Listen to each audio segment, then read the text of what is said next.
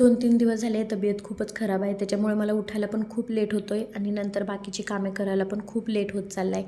यांनी घरी आले होते, म्हटलं चहा पिऊया आणि नंतर कामाला लागूया. 2-3 दिवस झाले घशामध्ये पण खूप दुखते. म्हटलं थंडीमुळे होते की काही खाण्यामध्ये वगैरे आले.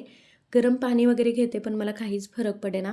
ठीक आहे म्हटलं बघूया आणि नंतर मग डॉक्टरकडून टॉन्सिल्स वगैरे चेक करू. थोडीशी सूज पण मला आल्यासारखी वाटते. टॅबलेट, सिरप वगैरे मी घेते. 2 दिवस बघते आणि नंतर मी डॉक्टरांना दाखवते. आता 3 दिवस झाले फ्रीजकडे मी जास्त लक्ष दिले नाही. तर अशा पालेभाज्या वगैरे अशा राहतात. तर विहानचे पप्पाच भाजी वगैरे करायचे, मी चपाती वगैरे बाकीची कामे करायचे. तर त्यांची ना मला खूप खूप असं साथ मिळते. ते एखादी भाजी वगैरे टाकतात, तेवढाच आपल्याला आधार वाटतो. इकडे मी चपाती बनवून घेतल्या. आता मला भाकरीपेक्षा ना चपाती खूप छान बनवता येतात. आई मला नेहमी म्हणायची, "भाकरी पण शिकून घे, भाकरी करायची असते, भाकरी पण करता आली पाहिजे." पण मला चपाती जास्त छान बनवता येतात. मेथीची भाजी करायला मला लसूण पेस्ट करायची होती. नंतर माझ्या लक्षात आलं, की मी काल नारळ फोडायला गेले आणि माझ्याकडून नारळ फुटण्याऐवजी ना ठोंबाच फुटला. ठीक आहे म्हटलं, चला आता बारीक असा कट करून घेऊया आणि नंतर मग मेथीची भाजी टाकते. तर मी इथे तेलामध्ये लसूण टाकला, त्याच्यामध्ये मटकी डाळ टाकली. 1-2 मिनिट मी मटकी ही परतून घेते आणि नंतर त्यामध्ये मेथी ॲड करते.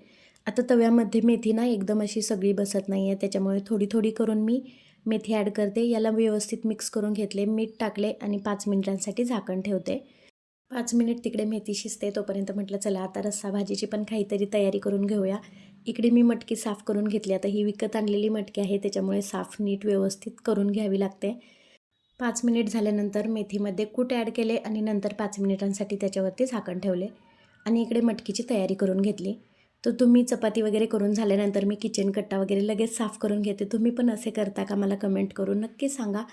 तिकडे मटकीची भाजी शिजते, तोपर्यंत म्हटलं चला भांडी वगैरे घासून घेऊया आणि ही सगळी माझी कामे ना सोबतच चालू असतात.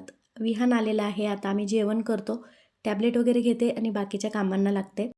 सकाळी कितीही घरं आवरली तरी मुलं घरी आले की घराची अवस्था अशी होते, सगळीकडे कपडेच कपडे.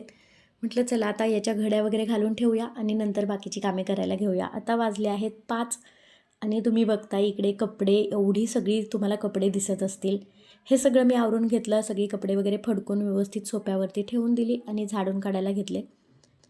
झाडू मारून झाल्यानंतर आईने इकडे पाटीमध्ये आणून ठेवलेल्या भाज्या पण मी साफ करून ठेवल्या आणि 2-3 दिवस झाले फ्रीजमध्ये ज्या भाज्या होत्या त्या पण मी निवडण्यासाठी टेरेसवरती घेऊन गेले. इथे मी भाज्या निवडते तोपर्यंत विहान घरी आला आणि विहान घरी आला ना की माझी सगळी कामे तिथेच राहून जातात.